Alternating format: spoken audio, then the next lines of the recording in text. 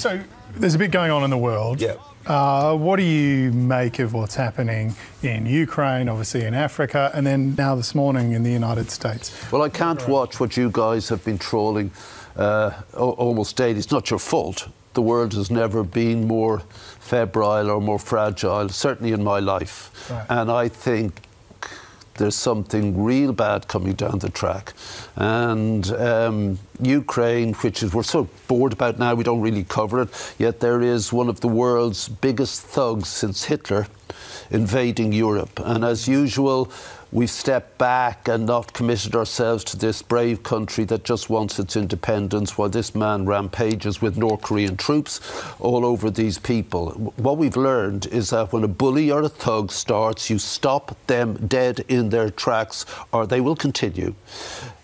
Palestine is a horror show, as you've just seen here, and the one I have to deal with on a daily basis, because while you celebrate Live Aid and the memory of that, for me it's a daily experience. I wake up to 10. I haven't looked at them this morning because I got up too early and I just can't, but it's a daily trawl of horror, usually about, at the moment, Sudan, which is a war that very few know about because it's not covered because it's Africa. But about 2.9 million people, the UN estimate, will die there this year from this war. I mean, I'll give you an example. I woke up 3 weeks ago to a report and help needed from a town where one of the fighting forces went in, lined up every male from the age of 10.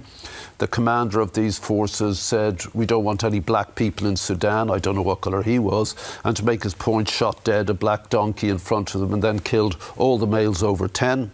Dashed a one-day-old baby to the ground and killed it, threw a toddler in the pool and drowned it, began the rape, and whatever women managed to cross a border exhausted with panicked children, they were asking for help, which we did. So that's daily, and that's not covered. We just can't absorb.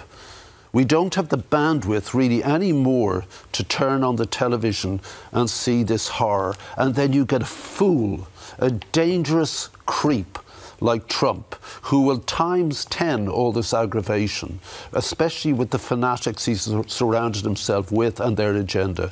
And that is really dangerous. You know, today is a turning point in the world. And, you know, anyone watching this or anyone in this studio would be a better president of the United States than Donald Trump. He is a very, very dangerous man. He's a criminal, he's a fraud, he's a bankrupt.